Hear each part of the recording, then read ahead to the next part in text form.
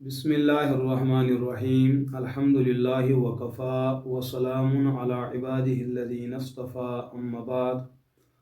क़ालल्लाहु तआला अऊज़ु बिल्लाहि मिनश्शैतानिर्रजीम बिस्मिल्लाहिर्रहमानिर्रहीम या अय्युहल्लज़ीना आमनू कुतिबा अलैकुमुस्सियाम कमा कुतिबा अलल्लज़ीना मिन क़ब्लिकुम लअल्लकुम तत्तक़ून सदक़ल्लाहुल अज़ीम। मेरे अज़ीज़ दोस्तों और मेरे अज़ीज़ साथियों और अज़ीज़ तलबा, गुज़श्ता दिनों में हमने ऐलान कर रखा था कि रमज़ान की आमद से पहले रमज़ान के अंदर जितने भी मख़सूस मसाइल हैं उन मसाइल को तफसील के साथ ज़ेर बहस लाया जाएगा। उन मख़सूस मसाइल को तफसील के साथ अर्ज़ किया जाएगा। और जब हम रमज़ान पर गौर करते हैं कि रमज़ान के अंदर कुछ इबादात वो हैं जिस इम्तियाज़ के साथ और जिस खुसूसियत के साथ वो इबादात साल के दीगर महीनों में नहीं पाई जाती। रमज़ान का एक मखसूस अमल और मखसूस इबादत वो रात की इबादत हैं जिसको हम क़याम रमज़ान के नाम से ताबीर करते हैं या आज के माहौल में तरावी की नमाज के नाम से मानून करते हैं। और दिन की इबादत देखें तो दिन की इबादत रमज़ान का रोज़ा रखना। और इसी तरीके से अगर अशरों के एतबार से हम रमज़ान को तकसीम करें तो आखिरी तीसरा अशरा और आखिरी 10 दिन, उन 10 दिनों के अंदर जो अमल जिस एहतिमाम और जिस खुसूसियत के साथ सर अंजाम दिया जाता है उसको एतिकाफ़ी मसनूना के नाम से ताबीर किया जाता है। इस तरीके से रमज़ान की जो ये 3 इबादत हैं, ये 3 इबादत इस नौइयत के साथ बाकी 11 महीनों के अंदर नहीं पाई जाती है। चूँकि सबसे पहले इन 3 इबादत में जिस इबादत से हमारा साबिका पड़ता है, जिस इबादत से हमने पहले मिलना होता है, वो इबादत है रात की नमाज तरावी। लिहाजा नमाज तरावी से मुतअल्लिक़ अहलुस सुन्ना वल जमाआ उम्मत मुस्लिमा का क्या नज़रिया और अक़ीदा है, इस बात को ज़ेरे गौर रखा जाए और जहन में मुस्तहज़र किया जाए। नमाज तरावी के बारे में उम्मत मुस्लिमा का इत्तिफ़ाक़ी नज़रिया है। उम्मत मुस्लिमा से मुराद हज़रात सहाबा किराम रज़ी अल्लाह अन्हुम अजमाइन के तमाम शख्सियात का मुत्तफ़क़ अलैह नज़रिया, उनके बाद उनके अतबा हज़रात ताबईन रहिमहुमुल्लाह अलैहिम अजमाइन का अमली इत्तिफ़ाक़, उनके बाद चारों अइम्मा इमाम अबू हनीफ़ा, इमाम मालिक, इमाम शाफ़ई, इमाम अहमद बिन हम्बल, इमाम अबू यूसुफ़, इमाम मोहम्मद रहिमहुमुल्लाह अलैहिम अजमाइन 6 अदद ये असहाब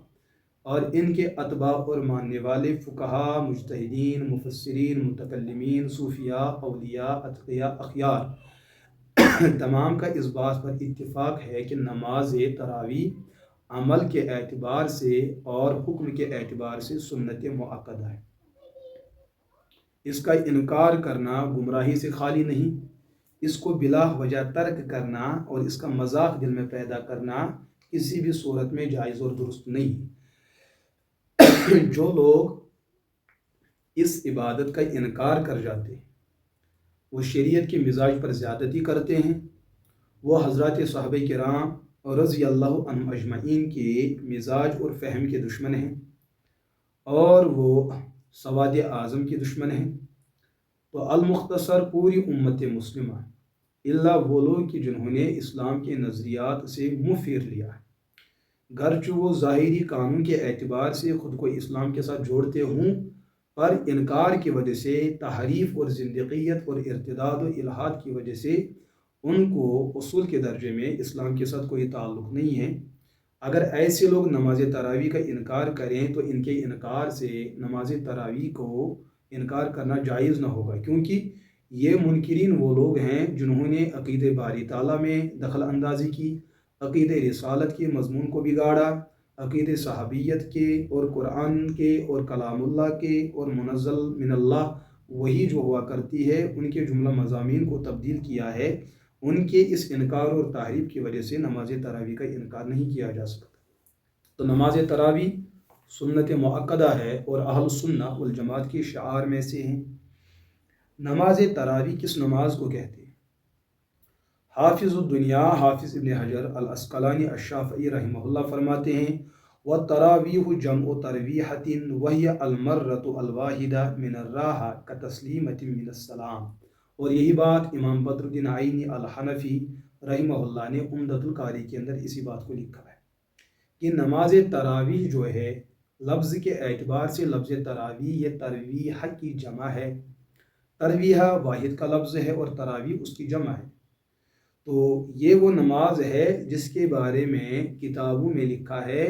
یہ رمضان کی وہ مخصوص عبادت اور نماز ہیں کہ نماز عشاء کا وقت داخل ہونے کے بعد، نماز عشاء کی ادائیگی کے بعد اور وتر کی ادائیگی سے پہلے پہلے اس نماز کو جماعت کے ساتھ پڑھا جاتا ہے، قراءت میں جہر ہوتا ہے، اور یہ پورے مہینہ رمضان کے مہینہ یہ بات چلتی ہے۔ اسی نماز کو نماز تراویح کہیں گے، اور اسی نماز کا دوسرا نام ہے قیام رمضان، اور اسی کو ہمارے ماحول کے اندر تراویح کی نماز کہی جاتی ہے۔ یہ نماز جو ہے سنت مؤکدہ ہے، اس کا وجود بھی ثابت ہے اور اس نماز کی اصل بھی ثابت ہے، کیونکہ جب حضرات محدثین رحمہم اللہ علیہم اجمعین کی زندگی کو پڑھتے ہیں، انہوں نے اپنی زندگی میں حضور علیہ الصلاۃ والسلام کی مبارک جملہ احادیث کو جمع کرنے کا جو اہتمام فرمایا ہے، اور پھر ان احادیث کو اپنے اپنے چیپٹر اور عنوان کے تحت داخل کیا، وہاں محدثین کا یہ عمل بھی دیکھا جاتا ہے کہ انہوں نے تراویح کے لیے جو احادیث کو جمع کیا ہے تو ان لوگوں نے ان احادیث کے اوپر جو عنوان قائم کیا ہے وہ ہے صلاۃ التراویح یا قیام رمضان۔ اس عنوان پر انہوں نے نماز تراویح سے متعلق جملہ احادیث کو جمع کیا، اس کے فضائل کے اعتبار سے، اس کے درجات کے اعتبار سے، اس کی کیفیت اور کمیت کے اعتبار سے، اس کے مسائل اور دلائل کے اعتبار سے۔ تمام محدثین کا یہ عمل اس بات پر بھی دلالت کرتا ہے کہ نماز تراویح جملہ نمازوں کی طرح ایک نماز ہے۔ جس طریقے سے فرائض نماز میں نماز فجر ہے اس کی احادیث الگ ہیں اور عنوان الگ ہے، نماز ظہر اس کا عنوان الگ ہے اور احادیث الگ ہیں، نماز عصر اس کا عنوان الگ اور احادیث الگ، نماز مغرب اس کا عنوان الگ اور احادیث الگ، نماز عشاء اس کا عنوان الگ اور اس کی احادیث الگ، اس کے بعد سنت مؤکدہ ان کا عنوان الگ اور احادیث الگ، اس کے بعد سنت غیر مؤکدہ ان کا عنوان الگ اور احادیث الگ، اس کے بعد سنت نوافل سنت غیر مؤکدہ میں وہ نمازیں جو دن میں اور رات میں پڑھی جاتی ہے، نماز تہجد اس کا عنوان الگ اور احادیث الگ، نماز اوابین اس کا عنوان الگ اور احادیث الگ۔ دن کی نمازوں کو دیکھا جائے، نماز چاشت ہو اشراق ہو ان کا عنوان الگ اور احادیث الگ۔ اسی طریقے سے تحیت الوضو والی نماز عنوان الگ احادیث الگ، تحیت المسجد والی حدیث ان کا عنوان الگ احادیث الگ۔ اسی طریقے سے جب تراویح کی بات آتی ہے اس کا عنوان الگ اور اس کی احادیث الگ، جو اس چیز پر صراحت کے ساتھ دلالت کرتا ہے جس طرح شریعت کے اندر ان نمازوں کا تصور اور وجود ہے، اسی طریقے سے مذہب دین اسلام کے اندر نماز تراویح کا اپنا ایک وجود اور اپنی ایک اصل موجود ہے۔ احادیث کے اندر یہ بات موجود ہے، سنن ابن ماجہ صفحہ نمبر 94 باب ما جاء فی قیام شہر رمضان، اس میں اللہ کے رسول علیہ الصلوۃ والسلام کی ایک روایت ہے، حضور نے فرمایا شہر کتب اللہ علیکم صیام وسننت لکم قیام، یہ جو رمضان کا مہینہ آپ پہ سایہ فگن ہونے جا رہا ہے اس پہ دو خاص عبادات ہے، ایک تو دن کا سیام اور ایک ہے رات کا قیام۔ یہ جو دن کا سیام ہے امت مسلمہ کے مخصوص افراد پر وہ دن کا سیام اور روزہ رکھنا فرض ہے،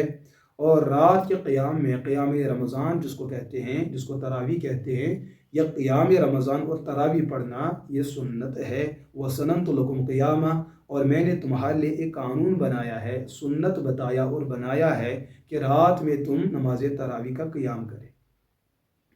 اسی طریقے سے اگر ہم دیکھیں مشکات المصابیح جلد 1 صفحہ 173 پہ ایک حدیث ہے جس پر اس سے پہلے میں نے ایک عنوان بھی لکھا تھا، نماز جمعہ کی سنت رکعت کے حوالے سے۔ ایک حدیث کتب حدیث میں ملتی ہے، اور یہاں پر جو میں روایت عرض کرنے جا رہا ہوں وہ یہ کہ رمضان کی آمد میں نفل نماز کا جو ثواب بڑھ جاتا ہے وہ ثواب کے اعتبار سے فرض کے مقابلے میں آ جاتا ہے، اور جو فرض کی عبادت ہوتی ہے اس میں 70 فرائض کا اجر و ثواب لکھا جاتا ہے۔ چونکہ نماز تراویح سنت نماز ہے، فرض کے علاوہ ہے، تو اس نماز کی ہر رکعت میں جو اضافہ ہوگا ثواب کے اعتبار سے وہ فرض کی رعایت کرتے ہوئے جو درجہ فرض کا ثواب کی حیثیت سے دیا جاتا ہے، وہی ثواب اور وہی درجہ رمضان کی تراویح کا دیا جاتا ہے۔ اور ایک حدیث موجود ہے جس میں اللہ کے رسول علیہ السلام نے بات فرمائی، کل قیامت کے دن امت مسلمہ کے بالغین کو جس عبادت سے ان کے حساب و کتاب کا سلسلے کا آغاز کیا جائے، اول ما یحاسب بہ العبد یوم القیامہ الصلاۃ، اس کی نماز سے اس کا حساب و کتاب کا سلسلہ آغاز ہوگا۔ عبادات میں ایک ہے ایمانیات میں اور ایک ہے عبادات میں، تو اس میں دیکھا جائے گا کہ اگر اس انسان کی زندگی میں فرائض میں کوئی کوتاہی رہی، اگر اس نے زندگی کے اندر نوافل اور سنت کی پابندی کر رکھی ہوگی، ان سنتوں اور ان نوافل سے اس کے فرائض کی تلافی کی جائے گی۔ لہٰذا اس چیز کے بھی پیش نظر کہ نماز تراویح کوئی چھوٹی عبادت نہیں، اللہ ہمیں اہتمام اور استقامت سے اس پر عمل کرنے کی توفیق عطا فرمائے۔ رمضان کی آمد پر اللہ کے رسول علیہ السلام اس قیام رمضان تراویح کو بہت ہی اہمیت کے ساتھ جو ہے صحابہ کرام کو اس پہ آمادہ فرمایا کرتے تھے۔ ایک دن ایک صحابی آتے عرض کرتے ہیں کہ جنت کا حصول کیسے ممکن ہوگا، جنت میں ایک انسان انبیاء کے ساتھ ان کا حشر کیسے ہو سکتا۔ اس میں اللہ کے رسول علیہ السلام نے اور بھی باتیں فرمائیں، لیکن ساتھ میں یہ بھی فرمایا جو مسلمان رمضان کا روزہ رکھے اور رات میں نماز تراویح کا اہتمام کرے، کل قیامت کے دن ان کو انبیاء کے ساتھ اٹھایا جائے گا۔ لہٰذا میرے عزیز دوستو، یہ ایک عمل ہے، یہ ایک عبادت ہے۔ من صام رمضان ایمانا و احتسابا غفر له ما تقدم من ذنبی ومن قام فی رمضان ایمانا و احتسابا غفر له ما تقدم من ذنبی، جس نے رمضان کے راتوں میں قیام رمضان یعنی تراویح کا اہتمام کیا اخلاص کے ساتھ اللہ کی رضا کے لیے،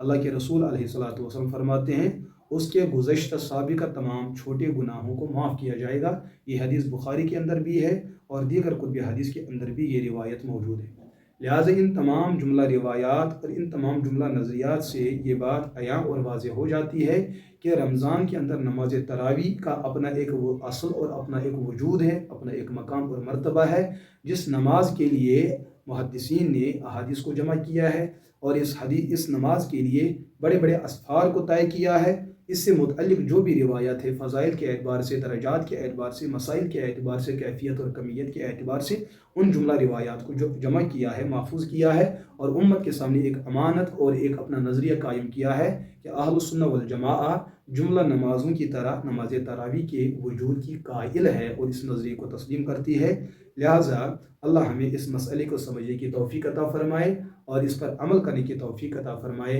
وآخر دعوانا ان الحمد للہ رب العالمین۔